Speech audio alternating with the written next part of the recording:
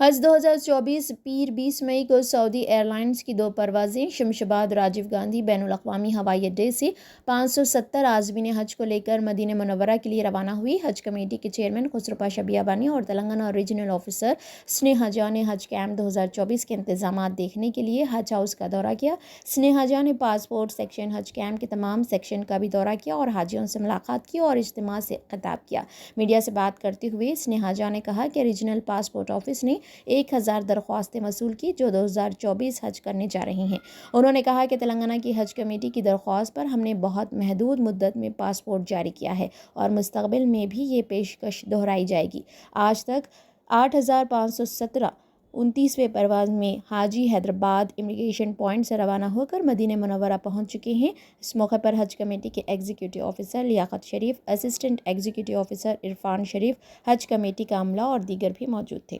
Pilgrims, it's a great honor to be here today and جیسے صاحب نے بتایا ہم نے اس بار اسپیشل کاؤنٹر لگا کے regional passport office Hyderabad almost 1000+ حج اپلیکیشنس کو ہم نے فیسیلیٹیٹ کیا ہے اور تلنگانہ اسٹیٹ حج کمیٹی کے ساتھ ہم نے بہت کچھ کام کیا ہے اور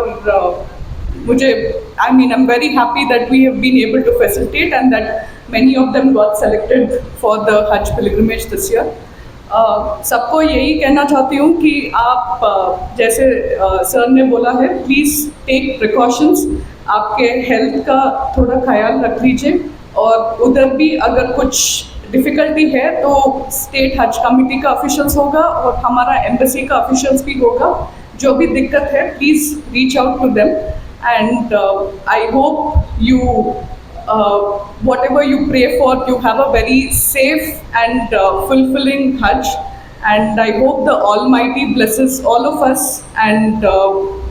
we have a great future for all of us. And میں یہی کہنا چاہتا ہوں کہ اگلا سال بھی ہم تلنگانہ اسٹیٹ حج کمیٹی کے ساتھ ورک کرنا چاہیں گے اور بھی زیادہ پلگرمس کو ہم فیسیلیٹیٹ کرنا چاہتے ہیں۔ تو سب کے لیے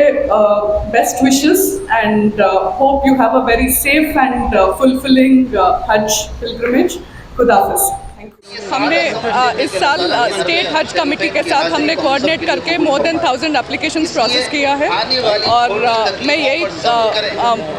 آور wish that the Hajj pilgrims have a very safe and fulfilling pilgrimage اور ہم ول کنٹینیو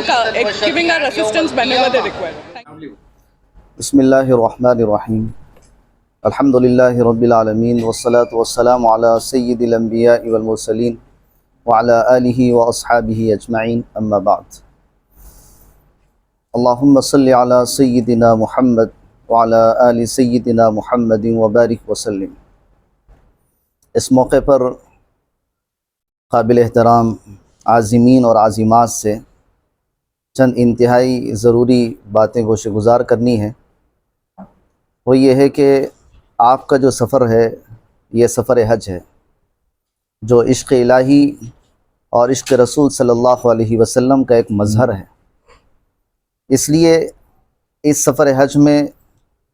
تکلیفیں، صعوبتیں یہ کوئی نئی چیز نہیں ہے۔ ہر زمانے میں مختلف قسم کی تکلیفیں رہیں، لیکن رفتار زمانہ کے ساتھ سہولتیں بڑھتی رہیں، تکلیفیں کم ہوتی رہیں۔ الحمدللہ اس وقت چاہے اسٹیٹ حج کمیٹی ہو، سینٹرل حج کمیٹی ہو، سعودی گورنمنٹ ہو، سب کے ارادے نیت یہ ہے کہ حاجی کو ہر قسم کی سہولت پہنچائی جائے، کسی قسم کی تکلیف کا سامنا اسے نہ ہو۔ لیکن اس کے باوجود بھی بعض مرتبہ ازدحام، بھیڑ اور لاکھوں کی پبلک کی وجہ سے کچھ انتظامات کے اندر 19-20 ہو جائے اور کچھ تکلیفیں اگر حاجی کو پیش آ جائیں تو ایسے موقع پر للہ اللہ کی رضا اور خوشنودی کے لیے اس کو برداشت کیا جائے۔ یہ ہمارے اپنے اجر اور ہمارے اللہ کے پاس مقبول ہونے کا ایک علامت اور ذریعہ ہے۔ اس لیے تکلیفوں کو بنیاد بنا کر، آنے والی چھوٹی موٹی صعوبتوں کو بنیاد بنا کر، اس کی جو اس وقت ایک سماج کے اندر، حاجیوں کے اندر بعض مرتبہ کچھ ایسے افراد ہوتے ہیں جو اس کے کلپ بنا کر وائرل کرتے ہیں اور کوشش یہ کی جاتی ہے کہ ہمارے ساتھ کسی قسم کی سہولتیں نہیں ہیں، تکلیفیں ہیں، پریشانیاں ہیں، شکوے شکایتیں کی جاتی ہے، جس کا نتیجہ یہ ہے کہ اچھے خاصے حاجی بھی پریشان ہو جاتے ہیں۔ تو ہمارے اپنے اس قسم کی غلط چیزوں کی اور پروپیگنڈے کی وجہ سے لاکھوں حاجیوں کو ہم پریشانی میں اور ان کو تکالیف کے اندر شکار کر رہے ہیں، مصیبت کے اندر پھنسا رہے ہیں۔ اس لیے اس موقع پر گزارش یہ ہے کہ آپ سہولتوں پہ نظر رکھیں کہ واقعی اللہ تعالیٰ نے اس سفر کے اندر کتنی سہولتیں دی ہیں، اور ہمارا یہ سفر تو محض اللہ کی رضا، خوشنودی اور اس کی توجہ اور تعلق کے لیے ہے۔ اس لیے آنے والی تکلیف یہ ہمارے لیے اجر و اضافے کا ذریعہ ہے۔ تو کوشش یہ کریں کہ اس قسم کی تکلیفوں اور صعوبتوں کو چھوڑ کر سہولیات جو ہمیں مل رہی ہیں ان کی طرف ہماری نگاہ ہونی چاہیے، ان کو ہم پروموٹ کرنا چاہیے، اور انہی حاجیوں کو ہم ایک دوسرے کے لیے تسلی کا سامان بننا چاہیے۔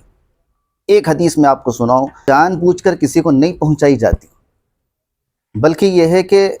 کبھی اس قسم کی سہولیات کی کچھ آگے پیچھے کمی بیشی کی وجہ سے تکلیف پیش آتی ہے، لیکن یہ کوئی بنیاد اور بالقصد اور بالارادہ نہیں ہوتی۔ اس لیے حاجیوں سے گزارش یہ ہے کہ آپ ان تکلیفوں کو اور ان صعوبتوں کو، چاہے وہ مدینہ پاک کے قیام میں ہو، چاہے مکہ مکرمہ کے قیام میں ہو، یا مینا کے خیمے میں ہو، عرفات کے سفر میں ہو، مزدلفہ کے لقدق صحرا میں ہو، یا یہ کہ آپ جمرات کے موقع پر ہوں، صبر کے ساتھ، تحمل کے ساتھ، برداشت کے ساتھ کام کریں۔ جلد بازی اور بے صبری ہمارے اندر نہیں ہونا چاہیے۔ حاجی کو ہم نے دیکھا ہے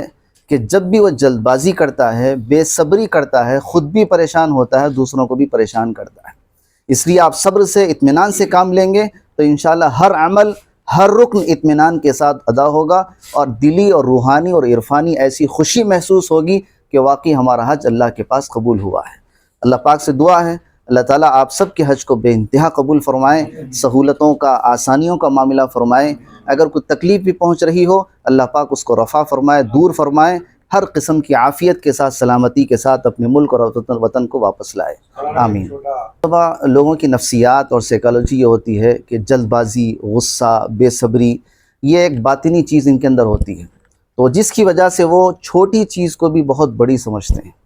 یہ ان کا اپنا ذاتی ایک انفعالی کیفیت ہوتی ہے، جس کی وجہ سے وہ خود پہلے سے ان کا اپنا مزاج ہے، ان کی اپنی نفسیات ہے، ان کی اپنی سائیکالوجی ہے۔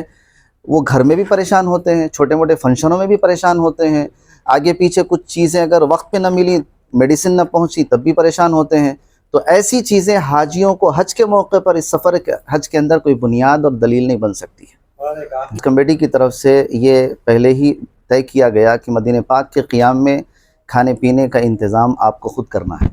رہائش وہاں کے گورنمنٹ کی طرف سے ہے، سینٹرل حج کمیٹی کی طرف سے ہے، لیکن اس موقع پر ہماری طرف سے ہوٹلوں کے پہنچنے میں، وہاں کے کھانے کے ختم ہونے میں جو تکلیف ہو رہی ہے، تو اس میں کسی کا کوئی دخل نہیں ہے۔ اس لیے آپ کوشش یہ کریں کہ پہلے پہنچیں، اچھے کھانے کا انتظام خود پہلے سے کر لیں، تاکہ آپ کو مدینہ پاک کے اندر کسی قسم کی کوئی تکلیف نہ ہو۔ اور دوسرا جو سوال ہے وہ یہ ہے کہ اس قسم کی جو بے بنیاد چیزیں، پروپیگنڈے کی چیزیں جو وائرل کی جاتی ہے، میں میڈیا کے ذمہ داروں سے اور ان اداروں سے بھی میں گزارش کرتا ہوں کہ جو چیزیں بے بنیاد ہوتی ہیں، پروپیگنڈے کی ہوتی ہیں، جو حقیقت میں تکلیف اور صعوبت کی نہیں ہوتی، اس کو زیادہ وائرل نہیں کرنا چاہیے۔ اس کی وجہ سے بہت سے حاجی ڈپریشن کا، پریشانیوں کا، تکلیفوں کا جو ہے شکار ہوتے ہیں۔ ہم اپنی بات کے ذریعے، اپنی جو ہے حرکتوں اور اپنی سکنات کے ذریعے حاجی کو جو تکلیف، جو اطمینان اور تسلی پہنچا سکتے ہیں وہ پہنچانے کی ہم کوشش کریں۔ رات ہم لوگ